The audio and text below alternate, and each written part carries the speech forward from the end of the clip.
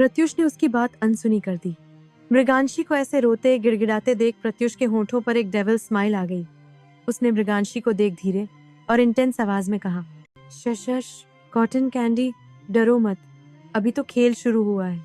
इतना बोलते ही प्रत्युष ने एक झटके में मृगांशी के दुपट्टे को खींच लिया।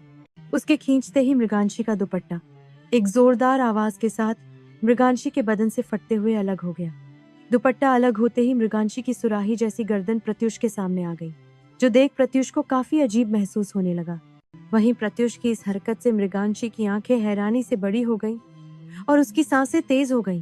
तेज सांस लेने की वजह से उसका सीना ऊपर नीचे हो रहा था। ये सब प्रत्युष को मृगांशी की तरफ अट्रैक्ट कर रहा था। तभी मृगांशी कुछ बोलने को हुई कि प्रत्युष अचानक से उसके गर्दन पर झुका और अपने होंठ उसके गले पर रख दिए।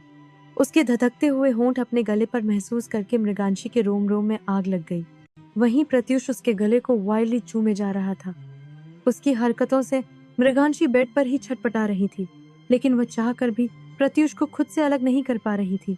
वहीं प्रत्युष अब अपने कंट्रोल से बाहर हो रहा था। उसे मृगांशी के बदन की खुशबू पागल कर रही थी। अब प्रत्युष के हाथ मृगांशी के कमर पर फिसल रहे थे।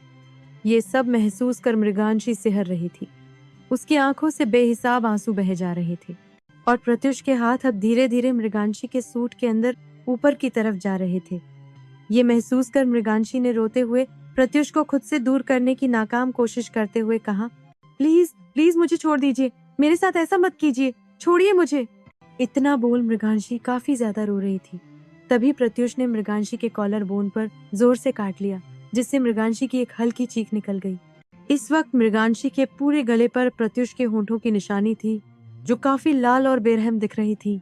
उसकी चीख सुन प्रत्युष ने अपना सिर मृगांशी के गले से निकालकर उसके कान के पास जाकर सेडक्टिव तरीके से बोला, क्या हुआ, तकलीफ हो रही? चिंता मत करो, अब ये तकलीफ तुम्हारे नसीब में लिख चुका है। तुम्हें ये दर्द और तकलीफ हर रात सहनी होगी। इतना बोल प्रत्युष अपनी जहरीली नजरों से मृगांशी का आंसुओं से भीगा हुआ चेहरा देखने लगा। उसकी बात सुन मृगांशी रोते हुए ही बोली, आपको आपके पति होने का हक चाहिए ना, तो क्या आप मुझे पूरी दुनिया के सामने अपनी पत्नी होने का हक देंगे? इस पे प्रत्युष अपनी सर नजरों से मृगांशी को देख बोला, तुम जिंदगी भर इस हक से दूर रहोगी। मैं तुम्हें कभी मेरी बीवी होने का हक नहीं दूंगा। ये बोल प्रत्युष मृगांशी के दर्द में डूबे चेहरे को देखने लगा। वही उसकी बात सुन मृगांशी की सारी ताकत खत्म हो गई थी, जिस वजह से उसने प्रत्युष को रोकना बंद कर दिया और अपनी आंखें बंद किए रोने लगी। उसके अंदर दुनिया भर का दर्द छुपा था, जिसका कुछ हिस्सा आज आंसू के रूप में बह रहा था। इस वक्त मृगांशी की आंखें बंद थीं, उसके होंठ कांप रहे थे